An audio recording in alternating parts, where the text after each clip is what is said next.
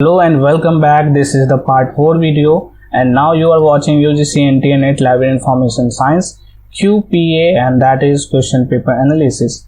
And if you have not watched the previous one yet, so after watching this go and check out.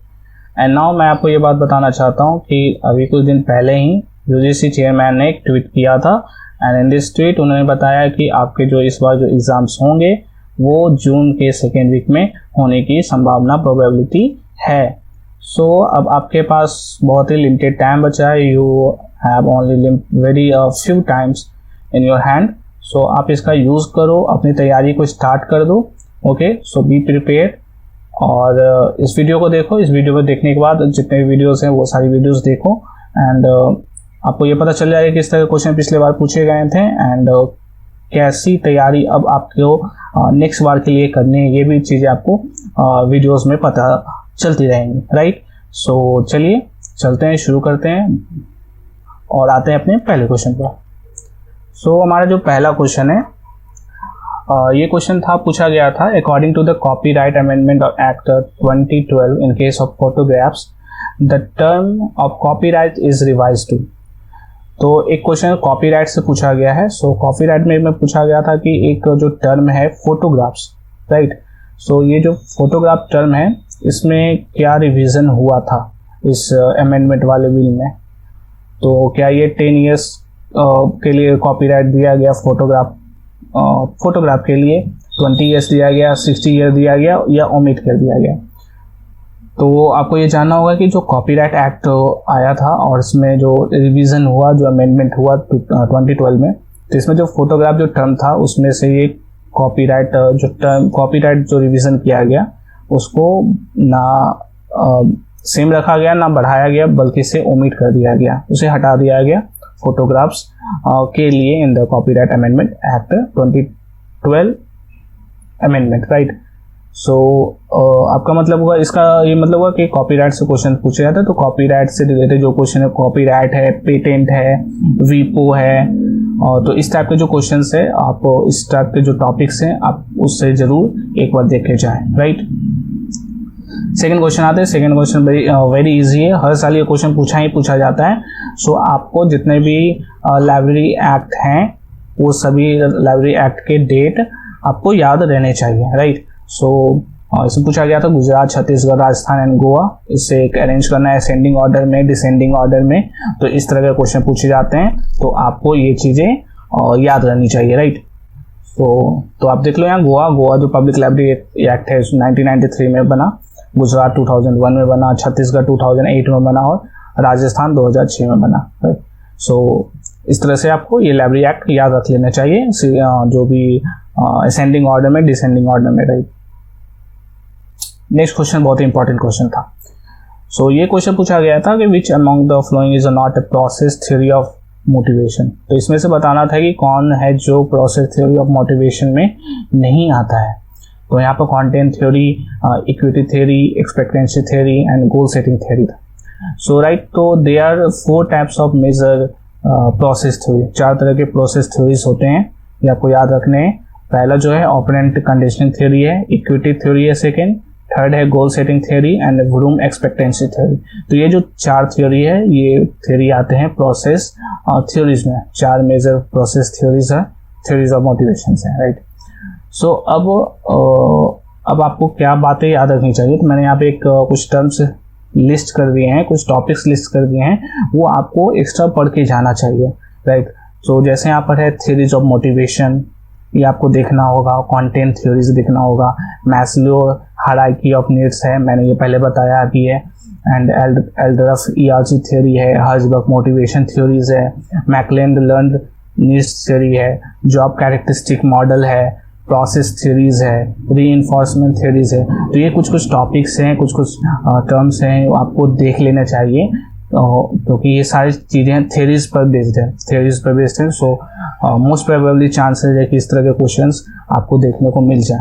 So be prepared, आप पहले से prepare हो। तो ये सब जो थ्योरीज है आप एक बार जरूर नोट्स बना ले, स्टडी कर ले और इसे याद कर ले, राइट। नेक्स्ट पढ़ते हैं। नेक्स्ट जो क्वेश्चन है वो पूछा गया है, an important academic social networking site research kit was founded by. तो एक क्वेश्चन आप पूछा गया है कि जैसे हम लोग यूज़ करते हैं फेसबुक यूज़ करते हैं, व्हाट्सएप यूज़ करते हैं, इंस्टाग्राम है, so this all are the what social networking sites, ये सारे सोशल नेटवर्किंग साइट्स है। तो इन द सेम वे जो रिसर्च गेट है और भी कुछ ऐसे प्लेटफॉर्म्स है जो कि एकेडमिक सोशल नेटवर्किंग कहलाते हैं, ASNS कहलाते हैं, एकेडमिक सोशल नेटवर्किंग साइट्स कहलाते हैं। तो इसमें एक पूछा गया था रिसर्च गेट के बारे में पूछा गया, तो रिसर्च गेट के फाउंडर कौन है। तो यहाँ पर 4 ऑप्शंस दिए गए थे, इजाद मैथ्जिस है, सोरेन हॉफमैयर है, रोस्ट फ्रिकेंशर है, ब्रायन एक्टन है, जॉन कॉन। तो यहाँ पर जो 3 लोग हैं, इजाद मैथ्जिस, सोरेन हॉफमैयर एंड रोस्ट फ्रिकेंशर, तो ये 3 लोग हैं। इन्होंने तीनों लोगों ने मिलकर they are the founder of the ResearchGate, right. So इसे बनाया गया था मैसाचुसेट्स यूनाइटेड स्टेट्स में बनाया गया था। और ये है क्या, तो एक social networking site, it is a social networking site for the scientists and for the researchers, so that they can share the papers, they can ask, they can collaborate, they can ask any type of questions। तो इस तरह का जो ये social networking site है for the researchers and for the scientist and for the people जो कि research में लगे हुए हैं, तो उनका ये एक सोशल नेटवर्किंग एकेडमिक वर्ल्ड में जुड़े हुए हैं, तो एकेडमिक सोशल नेटवर्किंग साइट है रिसर्च के। तो उसी तरह और भी कुछ सोशल नेटवर्किंग साइट्स है, मैंने लिखे हैं यहाँ पर, academia.edu है, फिर मेंडले है, गूगल स्कॉलर है, फिर माइक्रोसॉफ्ट एकेडमिया है, archive.org है, and for library information science के लिए बहुत ही फेमस लोग जानते हैं, लिस्ट लिंक्स है। So this are the social networking sites, academic social networking sites, right. और बाकी ये सारी चीज़ें भी आप देख लें कि इसके फाउंडर्स कौन है और ये क्या काम करता है। नेक्स्ट क्वेश्चन आता है। नेक्स्ट क्वेश्चन बहुत ही अच्छा क्वेश्चन पूछा गया था कि a type of attack in which a person or program disguise itself as another person or program to gain access to some resources called। तो एक तरह के साइबर अटैक और साइबर क्राइम से क्वेश्चन पूछा गया था कि एक तरह का साइबर अटैक होता है जिसमें एक जो पर्सन होता है वो अपनी आइडेंटिटी को छुपा लेता है ताकि किसी के दूसरे के इंफॉर्मेशन को गेन कर सके, राइट। या किसी प्रकार का एक प्रोग्राम होता है, वो प्रोग्राम उसमें इंस्टॉल कर दिया जाता है एंड उस प्रोग्राम के थ्रू वो जो पर्सनल डिटेल्स है वो उसको निकाल पाता है, राइट। तो इस तरह के जो प्रैक्टिस है, इस तरह के जो साइबर अटैक्स हैं, और इसे क्या कहा जाता है। तो यहाँ पर 4 ऑप्शन दिया गया है, मैस्कुरेडिंग है, फिशिंग है, स्निफिंग है, स्पूलिंग है। तो ये 4 चीज़ें हैं और ये 4 चीज़ों के बारे में हम लोग समझते हैं कि आखिर ये 4 चीज़ें है क्या। सो सबसे पहले है मैस्कुरेडिंग, ठीक है। मैस्कुरेडिंग जिसे स्पूफिंग भी कहा जाता है, तो it is a type of attack on a computer device in which the attackers tries to steal the identity of the legitimate users and act as another person, ठीक है। तो ये एक ऐसा तरह का अटैक होता है जिसमें जो भी पर्सनल इंफॉर्मेशन है वो चोरी की जाती है किसी दूसरे यूजर्स के थ्रू द अपनी जो आइडेंटिटी है वो छुपा कर, ठीक है। Act as an another person, जो उसकी ओरिजिनल आइडेंटिटी है उस आइडेंटिटी को छुपाकर वो दूसरे पर्सन की आइडेंटिटी को एक्वायर करके वो काम करता है, प्रैक्टिस करता है। So this kind of attack is done to breach the security of the system or the steal the information of the users. तो जो भी सिस्टम की सिक्योरिटी होती है उसको तोड़ने के लिए या फिर किसी यूजर्स की पर्सनल इंफॉर्मेशन को चोरी करने के लिए इस तरह की प्रैक्टिस की जाती है, and that is called the masquerading or spoofing, right. तो इसमें कुछ एग्जांपल्स है, जैसे आईपी स्पूफिंग होती है, डीएनएस स्पूफिंग होती है, URL spoofing, GPS spoofing and email spoofing. तो ये इसी का आंसर भी हो गया कि जो एक ऐसा साइबर अटैक होता है जिसमें अपनी पर्सनल आइडेंटिटी छुपाकर एक act as an another person, दूसरे पर्सन की तरह एक्ट करके किसी दूसरे की इंफॉर्मेशन को चुराया जाता है, स्टील किया जाता है, राइट। सो अब आते हैं नेक्स्ट फिशिंग पर। फिशिंग क्या होता है? तो phishing is a type of attack on a computer device where the attackers tries to find the sensitive information of users in a fraud manner through the electronic communication by intending to be a related trusted organization in an automated manner। तो basically fishing क्या होता है, बहुत ही simple है। जैसे जो भी banks होते हैं, ठीक है। बैंक्स आपको बार बार मैसेज करते हैं और बताते हैं कि अपने किसी भी टाइप की OTP को आप किसी से भी शेयर ना करें, राइट। इस तरह के मैसेज आपको भेजा करते हैं। और फिर बैंक ये भी बोलते हैं कि हमारी तरफ से किसी भी प्रकार का किसी भी कस्टमर को कॉल नहीं जाता है, और कभी भी अपनी personal information, bank details and OTPs कभी भी शेयर ना करें, राइट। तो इस तरह के जो चीज़ें की जाती हैं और इससे जो चोरी की जाती है, that is called fishing, right. तो इसमें एक ट्रस्टेड ऑर्गेनाइजेशन का रूप लेकर, जैसे मैं एक किसी बैंक का अधिकारी बनकर आपको कॉल करूं और मैं बोलूं कि मैं इस बैंक का, HDFC बैंक का मैं मैनेजर बोल रहा हूं और आपके कुछ डिटेल्स मुझे चाहिए ताकि मैं कुछ वेरीफाई कर सकूं। सो मैं क्या कर रहा हूं, आपके साथ एक फ्रॉड कर रहा हूं। आपकी डिटेल्स लेके मैं आपकी डिटेल्स से कुछ भी मिसयूज उसका कर सकता हूं। तो इस तरह के जो चीज़ें हैं, जो अटैक्स है, साइबर अटैक्स है या क्राइम है, that is called fishing. And इसमें डिफरेंट टाइप्स के फिशिंग होते हैं, जैसे फोन फिशिंग, जो मैं अभी आपके साथ जो एग्जांपल शेयर किया फोन फिशिंग का, हुआ स्पीड फिशिंग होता है, क्लोन फिशिंग होता है। तो इस तरह के फिशिंग्स होते हैं। Next one is sniffing. Sniffing क्या होता है? तो स्निफिंग नाम से ही पता चल रहा है, स्निफिंग का मतलब होता है सूंघना, राइट।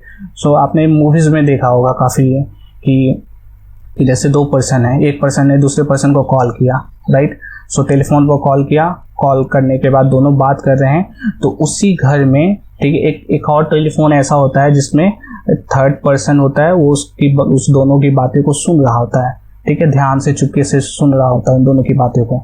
तो यानी वो दोनों के बीच की जो भी कॉन्वर्सेशन बीच में हो रही है, जो भी पर्सनल इन्फॉर्मेशन आपस में जो भी शेयरिंग हो रही है on the line, on the telephone line, वो थर्ड पर्सन सुन रहा होता है, ठीक है। तो this is called the sniffing. जब ये काम साइबर ब्यूरो करते हैं या पुलिस करते हैं, तो हम लोग क्या करते हैं, फोन टैपिंग, आपने सुना होगा फोन टैपिंग करना, तो that is called the sniffing. Next one आता है स्पूलिंग। स्पूलिंग क्या होता है? तो स्पूलिंग, ये जो स्पूलिंग है इसे सोशल इंजीनियरिंग अटैक कहा जाता है, सोशल इंजीनियरिंग अटैक कहा जाता है स्पूलिंग। तो स्पूलिंग में क्या होता है, ये बेसिकली हार्डवेयर में की जाते हैं, खासकर वैसे हार्डवेयर जो भी स्लो वर्क करते हैं, राइट। सो स्पूलिंग जैसे यूट्यूब सर्च करते हैं, यूट्यूब पर अगर आप कोई वीडियो प्ले करते हो एंड देन वीडियो जब चल रही होती है, आपके इंटरनेट की स्पीड स्लो होती है, देन वहाँ पर क्या होता है, एक बफरिंग होता है, ठीक है। स्पूलिंग का मतलब ही होता है बफरिंग। तो इस बफरिंग में क्या होता है कि कुछ टाइमिंग वहाँ पर गैप होता है, और उस टाइमिंग गैप के बीच में कोई प्रोग्राम रन किया जाता है जिसके कारण वो इन्फॉर्मेशन को चोरी किया। जैसे प्रिंटर, एक एग्जांपल ले लो आप, प्रिंटर होता है, तो प्रिंटर वो प्रिंट बहुत ही फास्ट नहीं होता, there is some time gap between them. तो एक टाइम गैप होता है, उस टाइम में वो पहले उसको प्रोसेसिंग करता है, देन आफ्टर वो प्रिंट करता है, राइट। तो वैसे जो सारी चीज़ें जो जिसकी स्पीड कम होती है, तो वहाँ पर एक गैप होता है, एक ब्रिज होता है, उस ब्रिज में वो जो साइबर क्रिमिनल्स होते हैं वहाँ पर एक मालवेयर रन कर देते हैं या किसी प्रकार का प्रोग्राम रन कर देते हैं, जिसके कारण उसमें वो खराबी आ जाती है, जो उसको रिजल्ट आउटपुट देना होता है वो आउटपुट नहीं देता है। तो that is called the spooling, right. So ये चार चीज़ें हैं जो मैंने आपको बता दी हैं, और इससे रिलेटेड है आपको क्या क्या देना है, साइबर अटैक्स के बारे में आपको पढ़ लेना चाहिए कि कौन कौन से साइबर अटैक्स होते हैं, वायरस, मालवेयर, रैंसमवेयर्स।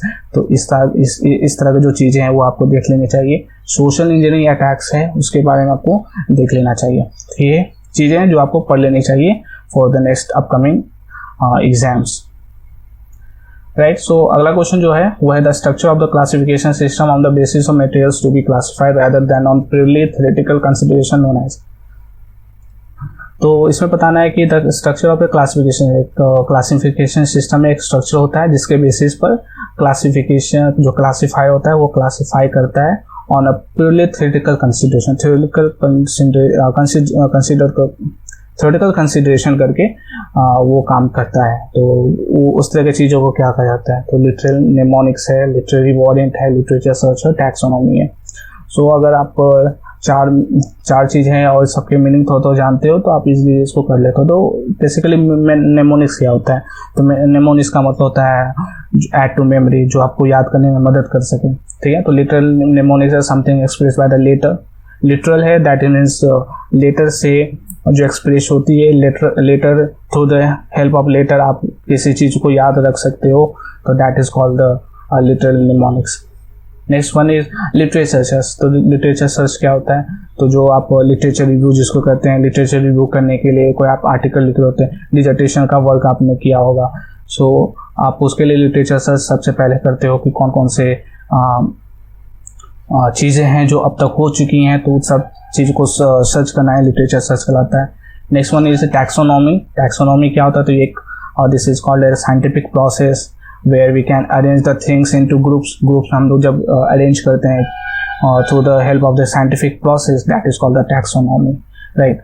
तो यहाँ पर आता है लिटरेरी वारंट। तो लिटरेरी वारंट का ही मतलब होता है दैट में से एक इंडेक्सर होता है और एक क्लासीफायर होता है। इंडेक्सर क्लासीफायर के पास एक एडिक्वेट अमाउंट में कुछ इन्फॉर्मेशंस होते हैं, कुछ वर्ड्स होते हैं, and by the help of this words and terms they can index, they can classify the literature, right. So यही होता है लिटरेरी वारंट। तो in classification, the structure of the classification system on the basis of materials to be classified rather than on a purely theoretical consideration is called a literary warrant. Okay, so I hope आपको ये समझ में बातें आ गई होंगी. So thank you so much for watching this till the end, for watching and for the learning this and till the end. And if you have any doubt, any queries, so put down in the comment box. So I'm signing out और मिलते हैं next video में.